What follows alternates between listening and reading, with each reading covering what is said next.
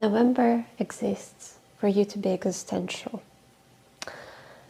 It's a coincidence that I have my birthday in November.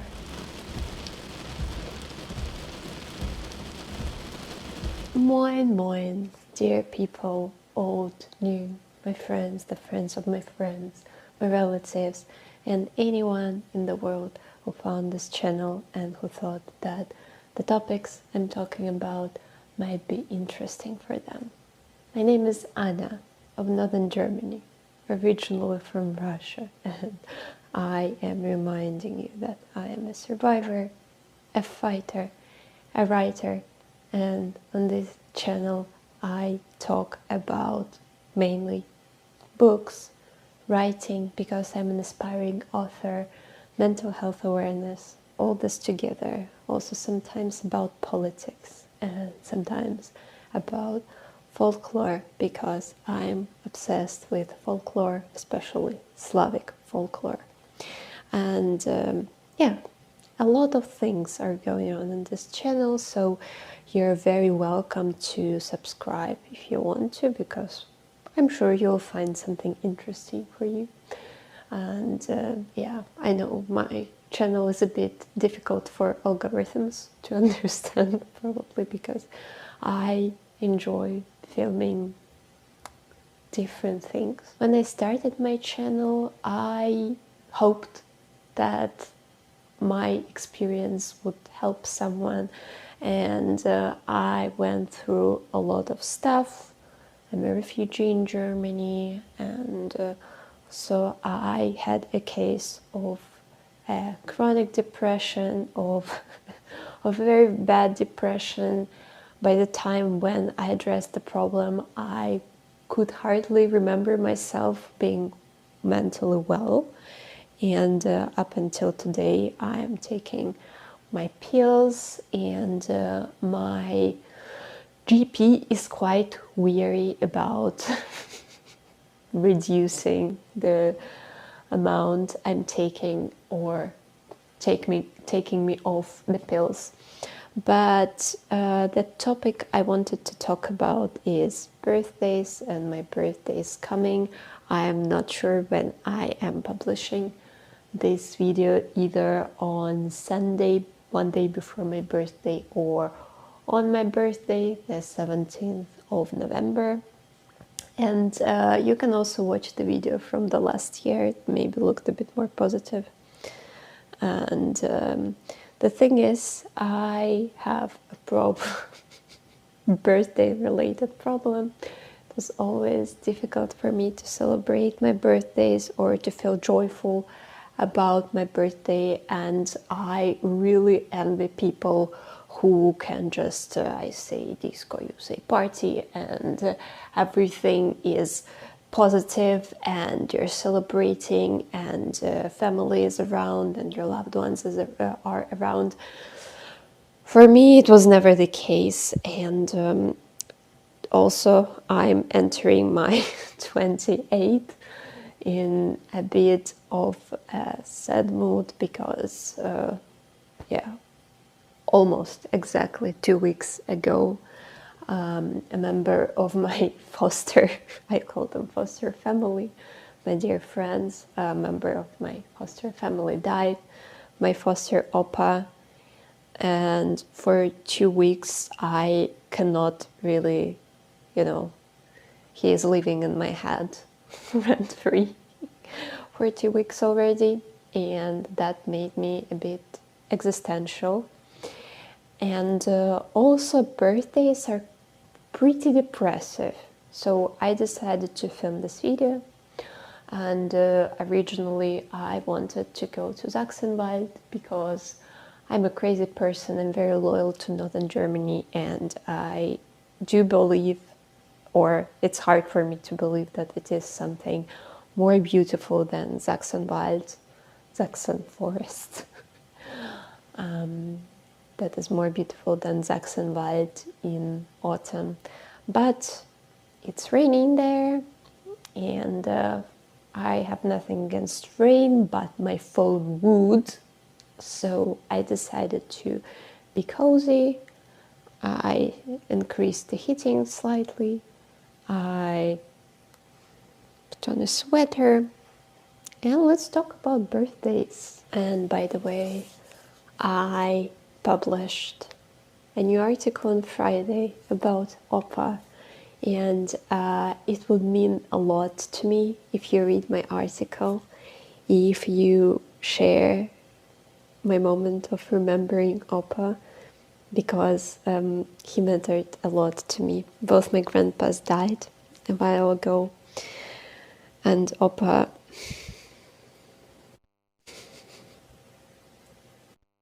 I don't know. I haven't cried like for a while. Like I didn't manage to cry, but now I feel tears. Yeah. So it would mean a lot for me if you read my article about Oppa, because he wasn't an easy person sometimes, but he was an Oppa. He was my foster grandpa. Maybe it would have attracted more viewers if I made a video about what I have learned for my 28 years on the planet Earth. But that would mean that I have understood life, but I didn't. I didn't. I am a professional of birthday sadness, and the only thing that I understood so far, life is what it is, and it's not what it is not. It sounds very weird, vague, but I think it's a popular Russian expression. Life is what it is, and it is what it is not. What I also understood, that you cannot grasp this meaning of life completely, because things happen. Bad things happen to good people, and good things happen to bad people. Karma doesn't always work, and in majority of cases it doesn't work at all. And for me, as a person with a high level of empathy, it's very hard to handle this fact that life is unfair. Often, very often unfair. And as I wrote to my friend, he had his birthday on the 13th, life bites you on the ass sometimes, but life is still worth living. The first time I experienced this profound unhappiness related to my birthday was probably when I was 14 or 15. It seemed like a milestone, like a bridge to the adult life. And I remember how weeks before my birthday I was awaiting the day of my birthday in terror that like something will click and the years are running forward. And what is the meaning of celebrating the birthday? Because it just reminds us that we are approaching to one certain point, which is the end. First massive depressive episode, birthday related depressive episode. I had several non-related to my birthdays, but the first birthday related was when I was 18.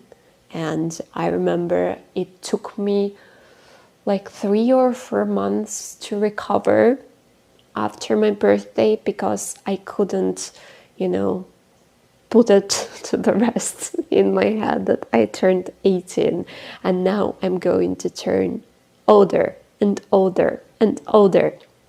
And it's just, I couldn't handle this information, so it took me like several months to make peace about it. Also, I experienced such thing as an existential crisis, an existential dread. I think it happened to me, don't remember exactly when. I think it was also related to the things that were going on in the country, but at the same time, it was a very trapped feeling, and it was surely in autumn, and autumns in Russia, like since recently, they are very foggy. They're so foggy It's not even, it doesn't even rain or anything. It's so foggy that you can hardly see farther than your nose, and you really feel like you already, you know, died and now you're in hell. And the existential dread is something like with which you wake up, with which you go to bed, and it's something that you cannot rationalize because it's already rationalized, and it can hit anyone. And my friend, who is a psychologist, he even had a boy, her client, who had this existential crisis when he was 14 or 15. And when he asked questions about life, and he said, like, he shared the points, and she couldn't even argue with these points because they were right. He was right about these points about life and death. And as she said, like, he was aware of those things. They are true, but you have to be less aware of them somehow. Like self-preservation instinct of your brain. You probably think that, why am I watching this video? It's going to make me more depressed. But it's okay. It's like the method. First, we are reaching the culmination. I think we already like discussed like the worst points, birthday related points. So now it's going to, like, you know, decline a bit. We're going to make peace with it by the end of the video. I can assure you. It's like the method that is used in the Midnight Library. If you read the Midnight Library, at some point you ask yourself, is this book really supposed to make me feel better? But after you reach this point, then it starts declining and you start understanding, yeah, that's what the author meant. So stay tuned. Celebrating your birthday is connected to many coping strategies. And at some point I believed that my coping strategy would be just not to celebrate my birthday at all. Shortly after I left Russia in 2021, it's 4 years exactly. My father wrote to me recently to say, yeah, congratulations. I was like, I don't know what to say. Yeah. And shortly after I left Russia, I turned 24, and I didn't tell anyone in the volunteering organization where I arrived that I turned 24, and it was a very, very peaceful birthday. And I thought, yeah, that's it. This is what I want it to be. Just no fuss about it. Nothing is going on. No big deal. No existential dread. And you can use this way to, you know, just to skip this day. And as a strategy, as a coping strategy, it's valid. Or maybe you are capable of forgetting how old you turn. Like from my grandma, I heard that her friend, she forgot how old she was like long ago. My grandma remembered though, so I don't know. Personally, I'm not capable of that. I cannot forget how old I'm turning unless I don't know the date of my birth, which I know, okay? And sometimes religion helps people to cope. And I even question sometimes, there are people, of course, there are various confessions. There are also people who are atheists.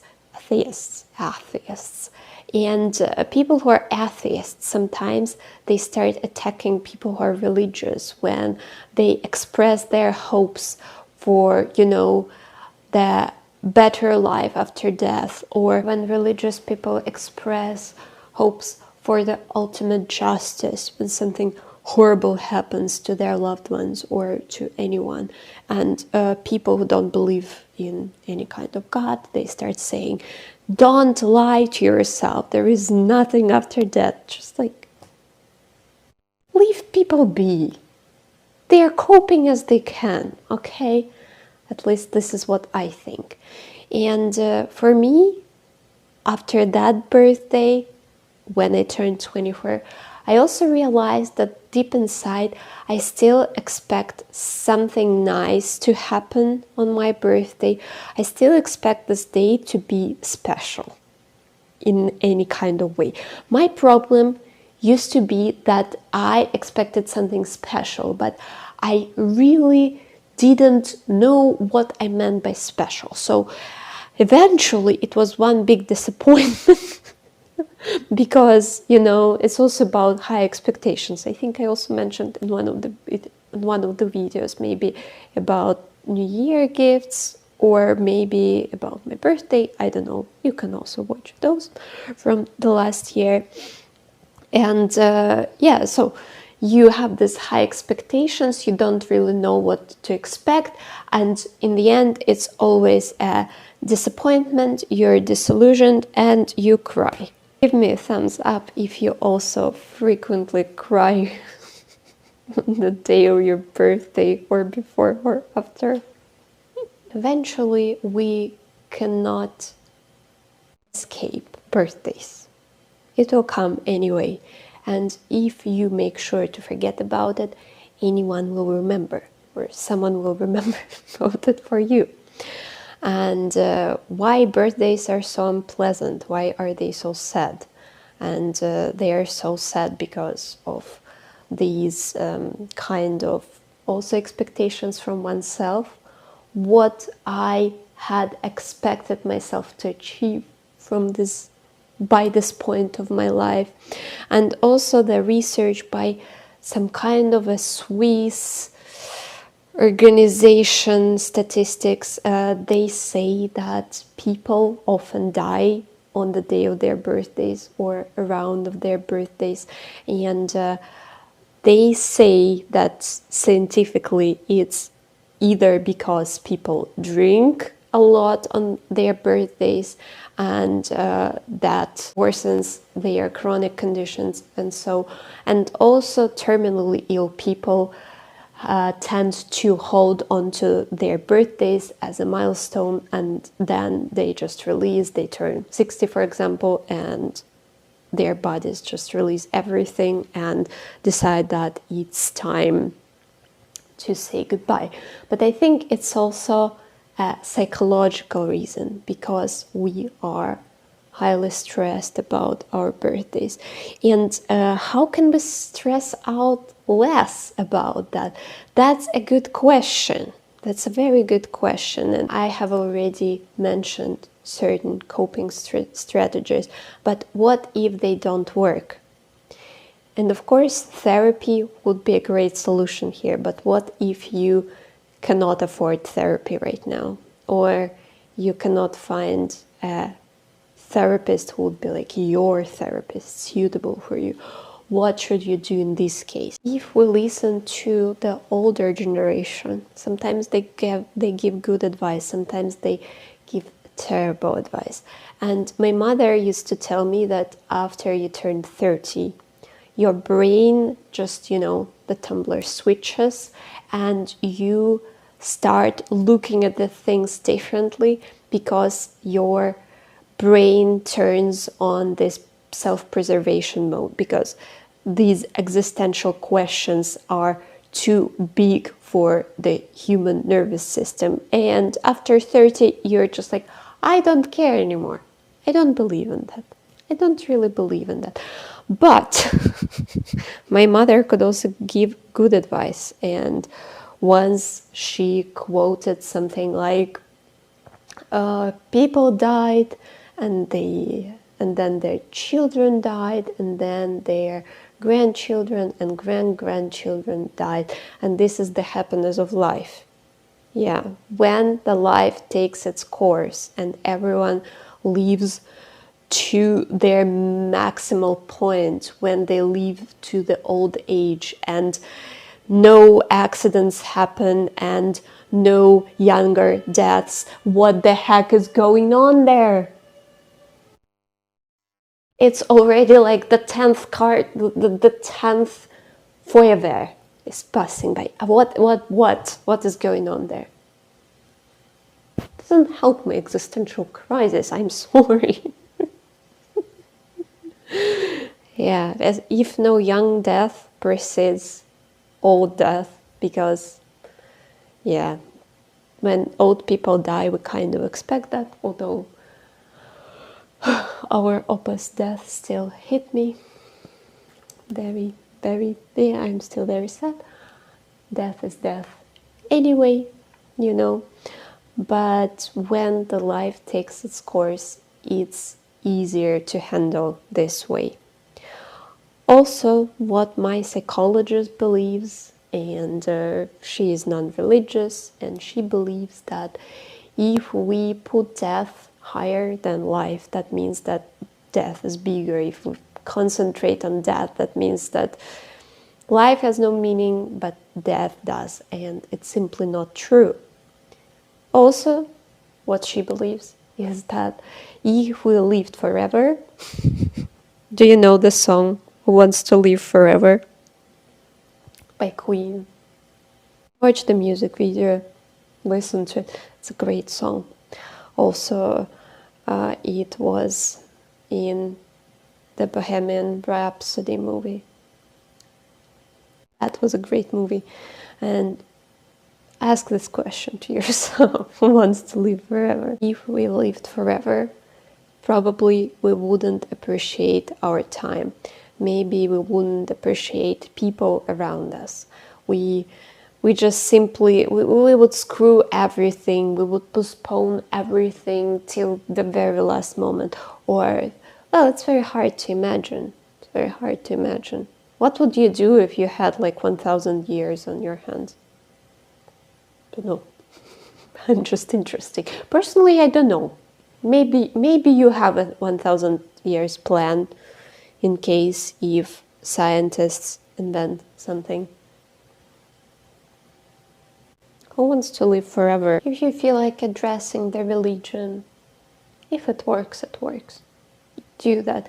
Make sure it's not a cult.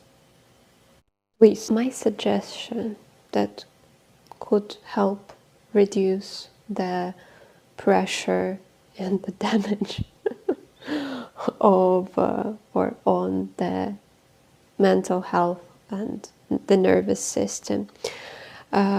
What you can do is to have, for example, not even a day, and what I also do, to do the whole week of awareness, of bringing awareness to yourself, to your feelings, what you want, your wishes, your desires, and paying more attention to those during this week, and making sure that you do a lot of things that are only for you, that bring you joy, that you enjoy. Joy. Yes, maybe you can try to remember something that you used to love when you were a child, and this is what I do for the past years. And I, for example, as a gift to myself, I bought the next volume of the Witch comic, and yeah, I had collected the paperback versions, but they don't print them anymore, so I now start collecting the hardback versions, and they are much cooler, of course. But yeah, this is my first one that I collected. Also, I think this time I suggest a week or a couple of days, because one day is just, what is it? It's nothing.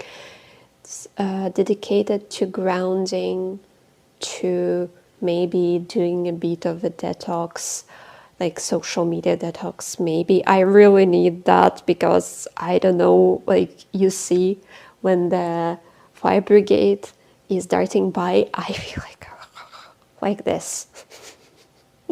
Like electrified. Oh no. And also when I watch something and when I see an advertisement, I react to it like, oh, that's probably not entirely normal, but I really feel like my nervous system is like a string right now. A string pulled very very tightly. If you can spend time with your relatives or your loved ones, if you talk to them, if you have good relationships, yeah, I think it's the best time to give them some love, to be around them, and it's what my soul is craving right now.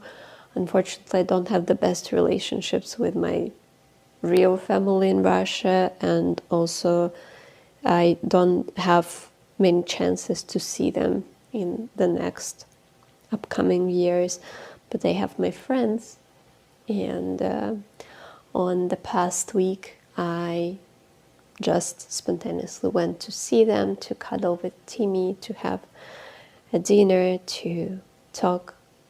Just, this family feeling. I think I really missed that. In the past weeks, do a bit more walks, look at the nature, and this is also what I did because November has beautiful skies, very beautiful skies of this cold night beauty, this cold beauty between the day and night, early night, late day. Oh, also, do you want to see what gift I gave to myself? Except for the witch comic book, I gave myself this book, like coloring with numbers. It's also very good. If you want to distract yourself, if you want to be absorbed by something, and if you also stress out when you draw because you're a painter from the word pain like me, that's a great solution. It's not the cheapest. It was 15 or 16 euro on Amazon, but as a birthday gift, why not? It's not too expensive. And yeah, if you do all these things, if you get help, if you are aware, if you ground, if you are around the people who you love and who love you, probably if you're having an existential dread situation, it will get better gradually. And if it's just a pre-birthday sadness, let's just get over it. Let's create the most comfortable as possible of the surrounding for us on the week and maybe some days after your birthday. And then let's just carry on living, because that's the only way to know what is going to be further, the only way to know what it is going to be next is to live. I think by the end my brain started to wander somewhere. But I hope you understood my point, and I think it's kind of a therapy video. Personally, I feel a bit better because when you talk through it, when you speak it out loud, the horror is not as big as it seems in your head because your mind is endless, but the reality is simpler. That's why we ground. Yeah. I don't know. I hope I didn't make you more depressed than you were. If you're watching this and your birthday is coming, happy birthday. If it happens that you just watch this like on an ordinary day and your birthday is not coming yet, I'm with you. I understand what you're getting through. And yeah, let's just be sad together. No, just remember it's the moment. Depression doesn't last forever, and the moment will pass. Yeah, that's probably what I had wanted to say. And I will be wishing you love, and peace from my rainy northern Germany. And this is the Fire Brigade card number 30. I think they are also saying hi. And let's meet in the next videos. I will be happy to see your reactions, your comments, your support, and it's very important for any creator, because this is how your channel and your videos are pushed further. Yeah. Tschüss.